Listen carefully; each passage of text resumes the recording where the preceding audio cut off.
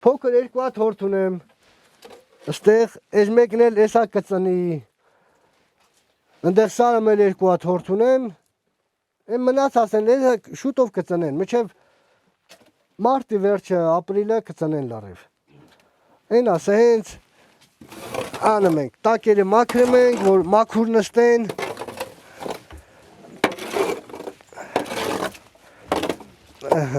Աղբեր ջան, մեր գործ մեզ է, մեր եկամուտը սա է, չանենք չենք ունենա, պարապ նստենք սոված կմնանք, ինչ անենք, գնանք, որ երկրը մումը աշխատենք, այդ ցավը տանենք։ Ահնիձորի լռությունը անասունների կերակրելու ժամին միայն փարախներից լսվող ձայներն են խախտում։ Կիսամութ այս սրահներում կյանքը սկսվում է լույսը չբացված ու ավարտվում ուշ երեկոյան, սարից տունդարձի ճամփին։ Այստեղից է կարգավորվում Ահնիձորի առօրյայի ռիթմերը։ 55-ամյա Բաբկենի համար այդ ռիթմերը հոգնածնող չեն։ Սա իր զբաղմունքն է, իր տեսակը, շուրջ բոլորն էլ իր ձեռքով սարքածն ու իր քրտինքով պահած շահածը։ Այն երբ էր, որ ջահել ջիվան ինքն էլ անցավ Մաթևոսյանի անմահ հերոսուհու Աղունի նույն դժվարին ճանապարհով ու հաղթեց։ Տուն ենք արել դիմաց ցաղամասում Վանաձոր։ Ավտոներ ամեկ տղես էլ ավտոներ ունեն, ամեքն իրաց ավտոն ունեն։ Ես էլ իմ ավտոն ունեմ։ Ձեր մեքենան երևի սար գնալու։ Մեր մեքենան Վիլիսն է, որ Վիլիսի պես չկա։ Ամեն տեղ էլ աշխատում է Վիլիսը։ Սարում էլ, դաշտում էլ, քաղաք էլ եւ այլն։ 66 էլ ունենք, տրակտոր ունենք, ամեն տեխնիկան ունենք, փառք Աստծո։ Ամեն ինչ ստեղծել ենք այս անասուններով, այս մեր քրդինքով, մեր հալալ աշխատանքով։ Ընդամենը 2 կովից է սկսել ու այսօր 30-ից ավելի խոշոր եղջերավորներ մի այդքան էլ մանր ու մունր կենդանիներ ունի։ Բայց այս ամենի գինը սարն է ու տարին 12 ամիս բնության քմահաճույքներին դեմ հանդիման կանգնելը։ Բաբկենի հաշվարկները պարզ են ու հստակ։ Նա չի սիրում բողոքել, որովհետև գիտի, հողն ու սարը երբեք պարտք չեն մնում աշխատող մարդուն։ Ու թեև շատերին թվում է, թե գյուղացու վաստակը հազիվ օրվա հացին է հերիքում, Ահնիձորի այս տնտեսությունում թվերն այլ բանի մասին են խոսում։ Չէ, եկամուտը շատ լավ է։ Մենք անասունի եկամուտը, օրինակ աշունը հորթերը, մենակ հորթերը որ ծախում ես, նու ամենակիչը մի 3 միլիոն, 4 միլիոն մենակ հորթ ենք ծախում։ Չհաշված գառ ենք ծախում։ Գոհ ենք, շատ գոհ ենք, փառք Աստծո։ Դիմացի տունը այդ այն վաղտ էր, որ ծախելու բան չունեի այդ վաղտ։ 14000 դոլար եմ տվել։ Ոչինչ չկար, ռեմոնտի տուն էր, կապիտալ կերանելու տուն էր։ Տեղը հարմար գինա, վարկ վերցրի, հարմար։ Տունն առա, հետո անասունը ծախեցի, վարկը փակեցինք։ Էլի անասունով բայց։ Էլի անասունով, բոլորն անասունով։ Այստեղ ուրիշ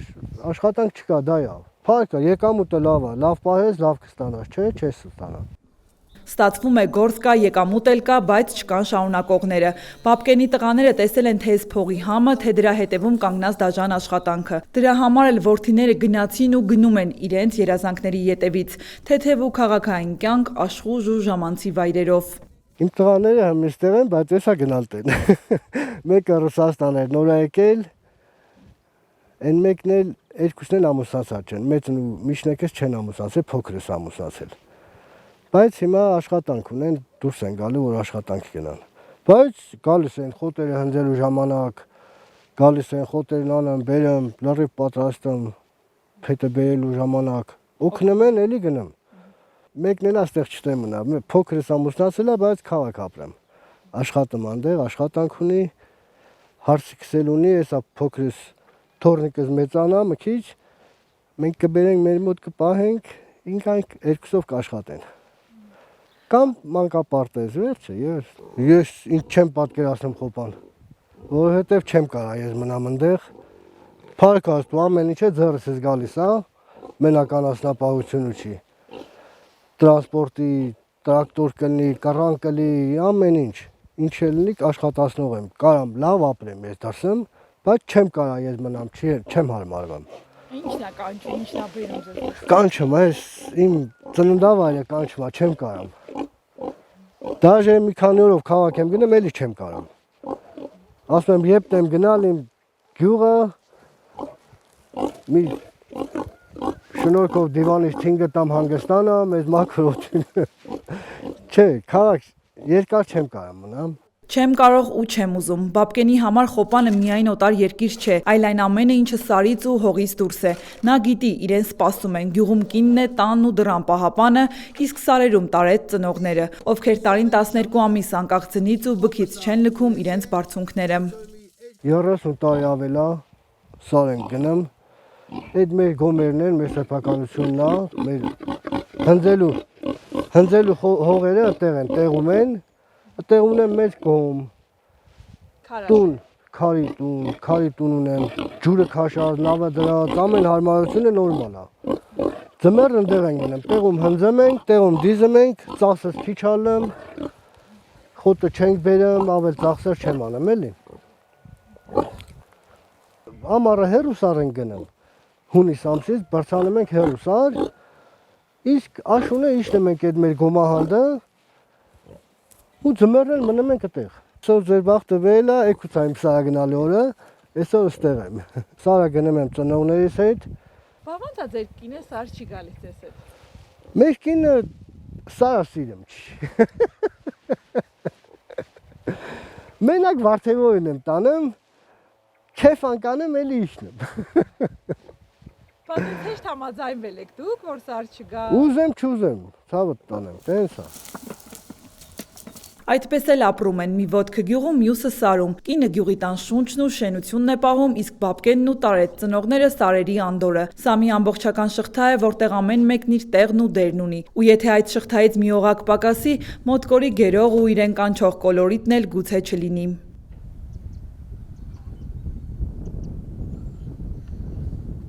Զատնով գալիս ենք ու գնամ։ Մոթալ ենք անում, մոթալ ենք ծախում, ջիլել ենք ծախում, ջիլպանիր, կարակել ենք ծախում, հնեն չի որ մենակ մեր ուտելու համար ենք անում, ծախուել ենք անում։ Զանգում են, ասում են, ես 10 կիլո եմ ուզում, մեկը զանգում ասում է 20 կիլո եմ ուզում, ամեքը իշքամ ուզում են։ Դե անում ենք, պատրաստ եմ, ավտոն դնեմ, տանեմ ամեքին քաղաք տալի իրանց ու փողը վերցնում ետ տալի։ Ամեն ձևի ենք հարուստ, սրտով ենք հարուստ, հոգով եւ ամեն ինչով։ Փառքաստու։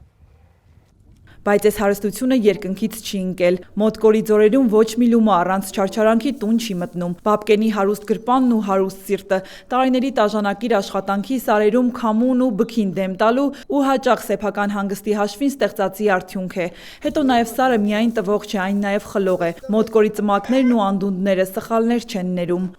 Նմա հորթը աննորմալ ծնունդ ալեմ, չի ապրեմ սատկմա, նմա այս գարուն գլուխ, որ գեդին արդեն ցեխ ալեմ, սոտ տվան ալեմ, անասուններ են գնում են հանդը, անտար արոտի, սոտ են տալի, քարից են ընկնում կամ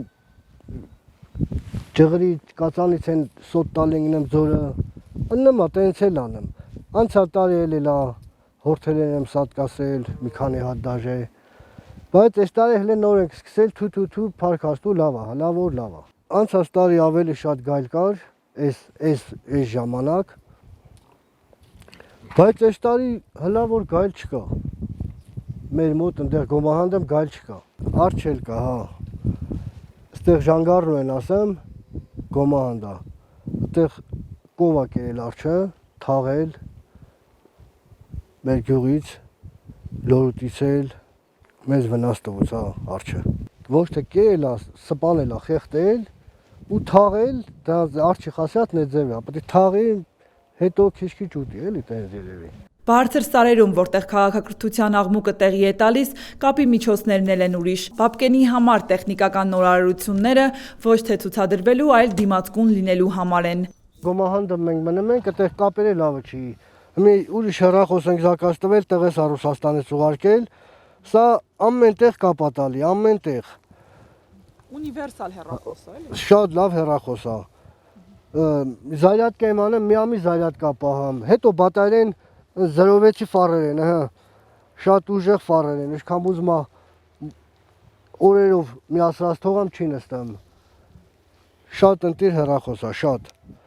Որտեղ ասես կապա տալի։ Ինձ պետք է զանգ ընդունեմ, զանգեմ։ Ուրիշ բան ինձ պետք չէ, որ ես մինչև են անում բան հեռախոսներով սերսեր, ինձ պետք չի դա, արդեն որ դրանով զբաղվեմ անասունները լարի վարիկ գնան։ պետք է չի որ ես տենամ սրտահանել եմ անտեղը ներվես քայքայեմ։ Հանգիստ ապրեմ։ Քիչ տեսնել ու հանգիստ նյարդեր ունենալ։ Սա գուցե հենց այն բանաձևն է, որով Բաբկենն իր խաղաղությունն է պահում։ Իսկ երբ ձմեռը փակում է Ահնիձորի ճամփեքն ու սարերը, սպիտակ սավանով ծածկում, կյանքն այստեղ չի կանգնում։ Այն պարզապես տեղափոխվում է վերև, այնտեղ, որտեղ Բաբկենի ծնողներն են ու նրանց կառուցած ամուր օջախը։ Տարվա ամենասպասված տոնը Բաբկենի ընտանիքի համար ոչ թե քաղաքի լույսերի տակ է կամ գյուղի իրենց տանը, այլ բարձրադիր սարի լռության ու հարազատների ջերմության մեջ։ Շատ հետաքրքիր է նոր տարուն սարեմա։ Ձույնը նստած ծառերի վրա, տոնածառներ ունենք այնտեղ ցանած։ Տոնածառները սիրուն, մի ուրիշ ձև է այնտեղ, լուր, հավեսով։ Գնում ենք ծնողներս այնտեղ են, նոր տարուն գնում ենք այնտեղ նոր տարին իրար հետ անեմ, էլի հետ գալի, երկու օրը մի հետ Վիլիսով գնում գալիս եմ։ Բա որ շատ ձյուն ա եկած լինում, ո՞նց եք գնում գալիս։ Գնում եմ, Վիլիսին ցեպեր ունեմ հատուկ, ցեպերը գցում եմ ակներին ու գնում։ Պրոբլեմ չկա, գնում ենք։ Վիլիսն ավտո է։ Վիլիսի շղթաները կտրում անցնում են ձյունը, որովհետև այստեղ դժվարությունն ուղղակի ճանապարհ է հանուն ամենակարևորի։ Ու մինչև աշխարհը հրաշքների է սպասում, Բաբկենն իր հրաշքն արդեն ստեղծել է, իր ձեռքերով ու այն մաքրությամբ, որը դրվում է ամեն օրվա սեղանին։ Գալիս են ժիվոյի բարաշեմ են կամ քաշում են քաշով տալի։ Իսկ մորթովի շատ պատահական, որ հենց ես պատահական որ մորթեմ։ Աշունը երկու հատ տակը գցովի հորթեմ մորթեմ, մեկը ծախում եմ, այն մեկն էլ կտորում եմ մարազիլ կեն գցեմ մեզ ուտել խմելու հիմա։ Բա Առնովի միսես որ ինչ գիտես ինչ միսես ուտել։ Իհարկե ես կարամ գլխի լեմ ինչ միսա, բամա չենք առնեմ մենք։ Մի մոզի մորթում ենք, մարազիլ կա գցեմ, երկու խոզ ենք մորթում, հենց հատնելու ալեմ գառենք մորթեմ, չենք թողում պակսի, անընդհատ մեր միսը ուտելու կա։ Ու ամեն ինչը։ Կաթը, պանիրը, ամեն ինչը, սմետանը, կարագը, ամեն ինչը մարազիլ կա մեր արածը, մեր արդար ուտելիքա։ Դե արաղը մասն ձերի չկա, քաշով են միշտ կա։ Երկու բաժակ խմում ենք, ակուրատնի, դոբրի անց ենք կասնում։ Տնական, մաքուր ու հալալ, սրանք այն երեք սյուներն են, որոնց վրա հենված է Բաբկենի աշխարհը։ Նա գիտի իր ստեղծածի գինը, գիտի, որ իր մառանն ու սառնարանը դատարկ չեն մնա, քանի դեռ ինքը սարի ու գոմի ճամփան պահում է։ Սա այն ինքնաբավությունն է, որը շատերին քաղաքում պակասում է, իսկ Ահնիձորում այն սովորական առօրյա է։ Այնպես չի նաև, թե Բաբկենի կյանքը միայն սարի ու գոմի արանքում է։ Ահնիձորում ու հարակից գյուղերում ոչ մի հարսանիք ու ուրախություն առանց նրա չի անցնում։ Միշտ էլ հարսանիքի ուրախության հրավիրում ենք։ Մեր անասունները, ես մի օրինակ մեր ընտանիքը շուտ գնեմ, իրանք այնտեղ պատրաստվում բան եւ այլը, ես այդտեղ իմ անասունները ժամի 4-ին բեջարում եմ իրիկունը։ Ես էլ այդտեղ պատրաստվում, բնդեմ բաղնիկ, լողանամ, շորես, կոկլիկ հագնեմ, ավտոս նստեմ, գնում այնա հասնում եմ ռեստորանը, արդեն նոր ուզում են նստածել են։ Նստում ենք, ուտեմ, խմեմ, քեֆ անեմ, բայց չեմ խմեմ ես իհարկե, որ ես գիշերը ետ եմ գալ, ղեկին եմ, դրա համար չեմ խմեմ։ Իմ փայ արաղը տուլիկը դնում են մի սունկայիմ հետ, որ ես չեմ խմել, իմ տուլիկը դնում եմ ավտոս, գալի գիշերը տուն, քնում եմ առավոտը ապրանքը բեջարեմ, հարևանիս ում սիրտը սուզում է։ Կանչում եմ, սեղանը գցում իրար հետ ուտում ենք խմեմ, անցակ եմ։ Բա իհարկե, փառք Աստծո, այստեղ ամեն ինչը նորմալ է իմ տունը։ Ամեն ինչը հագուստեղ հույսի կին չեմ գնամ զավերքի, ես իմ ինչ բան կսվեն, մսվեն, հա։ Այստեղ ինչ պետք կնենա, ես իմ ձեռով անում եմ, հագնեմ ու գնեմ։ Ոչ մեկն էլ չի պատկերացնեմ, որ ես խոսքի գոմից եմ գալի կամ այդ գորդի վրա եմ։ Բա իհարկե, կոստյում շալվարով, ամեն ինչը տեղը տեղին։ Դուխի ցանած, սիրուն, ակուրատնի։ Բաբկենի քեֆը սկսվում է այնտեղ, բայց շարունակվում է այստեղ, իր հարազատ տանը, իր սրտի մարդկանց հետ։ Նա չի խմում քաղաքի ռեստորաններում, որովհետև գիտի, ճամփան հետ է բերելու Ահնիձոր, որտեղ հաջորդ օրը լույսը նորից գոմում է բացվելու։ Ու հենց այդ հավասարակշռությունն է նրան պահում կոստյումի ու աշխատանքային հագուստի, քաղաքի լույսերի ու սարի լռության արանքում։ Իսկ իմ հերոսի ամենամեծ վաստակը ոչ թե 30 գլուխ անասունն է, այլ այն նպատակը, որ նոր ու գիշեր նրան ուժ է տալիս աշխատելու։ Իմ նպատակը այն է, որ այս երկու տղես էլ ամուսնանան, հարսանիք անեմ, ամենքին էլ մի տուն առնեմ Երեքն էլ քաղաք աշխատանքի իրանց գործովել են, ուտենք իրանց երեխանցով, հարցներով գան իմ մոտ, ուտենք, խմենք, քեֆ անենք, օգնեն ու գնան։ Այդ է իմ նպատակը։ Ահնիձորում կյանքը շարունակվում է իր հունով։ Պապկենը վաղը նորից կհագնի աշխատանքային հագուստը, կնստի իր վիլիսին ու կբռնի Սարի ճամփան։ Նա չի փնտրում հեշտ կյանք, նա գտել է իր երջանկությունը տալու, շենացնելու ու զավակների հաջողությամբ պարտանալու մեջ։ Ու քանի դեռ մոտկոր աշխարհում կան Պապկենի նման մարդիկ, այս սարերը, այս ձորերը ու ընդհանրապես ծմակուտը երբեք որբ չի մնա։ Իսկ տան ճամփան միշտ բաց կլինի սիրելի հյուրերի ու հարազատների համար։ Հա, պարա, էй։ Ահա։ Ասեք էլի, որ այս գործը շուղակ ես։ Այս իմ գործը չի ուղղակի սորին վրա էր։ Ով ազբաղվում հիմնականում։ Այս գործին հիմնականը զբաղվում է տիկինս։ Հա, բայց դե որ պետք ալնեմ, ես էլ եմ անում, ինչ տարածը, անասու, ես էլ հավեր են, ես էլ ամեր էլի։ Մանանա Վարոսյան, Դավիթ Թամազյան, Ահնիձորից անկյուն գումարած 3 հեռուստաընկերություն։